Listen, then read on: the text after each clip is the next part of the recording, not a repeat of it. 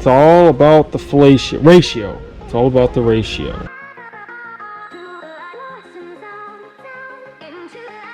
How's it going, everyone? Welcome back to another episode of Crafting Cars. Today we're going to be tackling the driven sprocket on the go-kart chassis, as well as deleting the noise tube on the BRZ. We're going to be drawing something up in Fusion 360, putting it up on a 3D printer, getting it all printed out and installed on the car.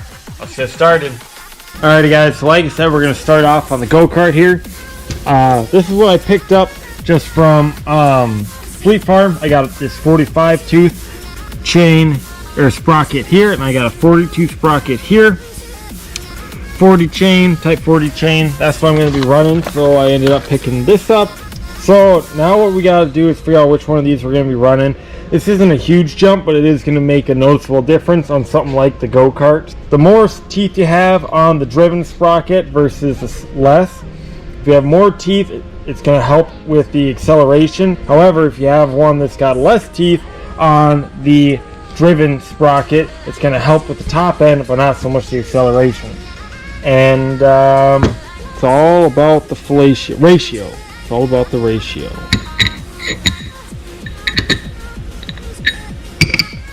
I want to break some necks. So since this appears to be like a black oxide or like an anodized finish, I've always been curious about how well it would weld, since both those are basically like black oxide is technically a form of rust on the metal, so it's technically metal, so I want to see how good it's going to weld. I'm just going to tack it on this side first, and then flip her over, tack her on that side, make sure that nothing gets pulled or pushed, and just do a few. 3 on this side, 3 on the other side, just to hold it good. You don't got to go crazy with it. Once it's moving, it should be just fine. And what we're going to be running isn't going to be making enough power, no offense, to break it. So 3, flip her over, and 3.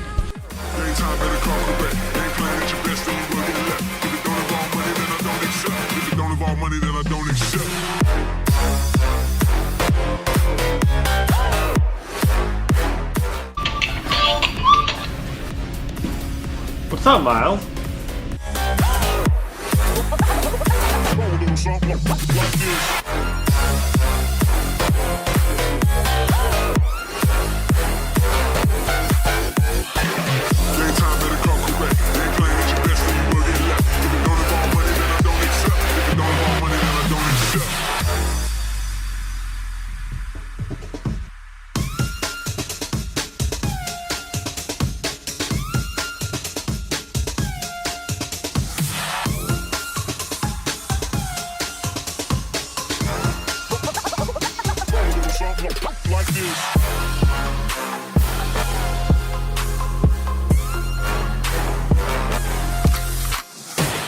Alrighty, boys and girls, so here's what I got. I got some welds there, welds there, welds there, and then if I take this, I just flip her over. You can see I got welds all the way around her. So next, just clean off anything loose that may have stuck, any slag or spatter, whatnot. Alright, just like that. And also just like that, go-kart side of the build is, or this video is done. Now let's move on over to the BRZ here. So what I'm talking about on this one is the sound tube, which is this piece that comes off here, goes to this little canister here, down another elbow, and then into the cabin. Now all it does is sound, and it really clutters up the whole engine bay. So my plan is I'm going to design a 3D, basically it's just a plug. Honestly, it's just going to be a plug that goes in here. So I'm going to measure the diameter of this guy. It's going to plug this hole. And then I'm going to measure down, whoop, see that little elbow right there? This guy. I'm going to design another plug that goes inside that guy.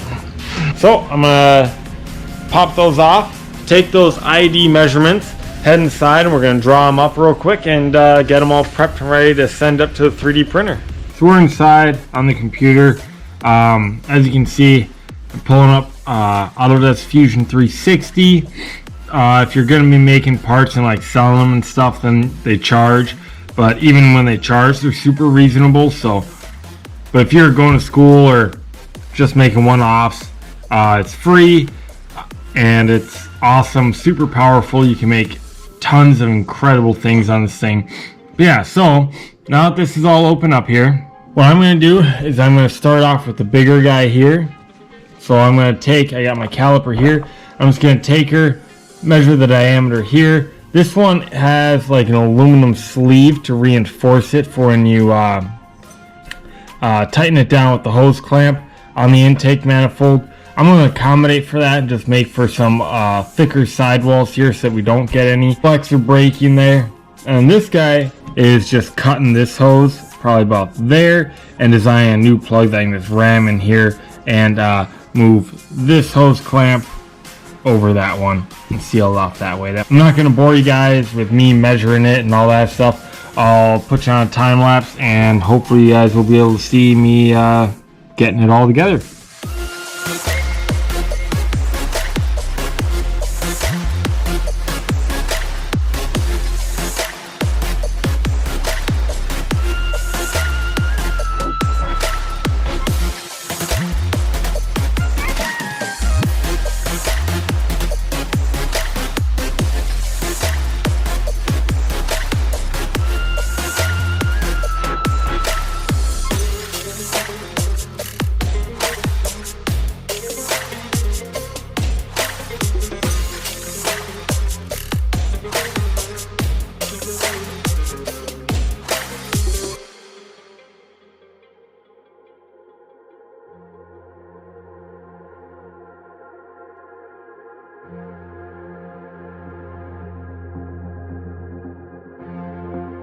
Got these puppies all drawn up, uploaded Akira, loaded in, here they are. As you can see, the one that goes to the actual engine side into the intake, I got much thicker sidewalls on her. It's gonna have to deal with a lot more heat and everything like that, and I want to be able to clamp that down to make sure that I don't have a vacuum leak going from the intake into my engine. So that's why that's so thick on that sidewall, whereas this one's just going into rubber. And the only thing that this is going to do is go into the cabin. So there's no suction, there's no draw, no big pressure. I can snug that puppy down with the clamp further up the old one right here. So this clamp, which is just a pinch clamp, I mean I can pinch it with my fingies. This one is going to go on that guy. And for both of these, it's going to take about 2.5 hours to print. So I'm going to go ahead and get these guys loaded onto the SD card and up into my printer. I'll put you guys up on a time lapse or something and so you guys can see it all print out.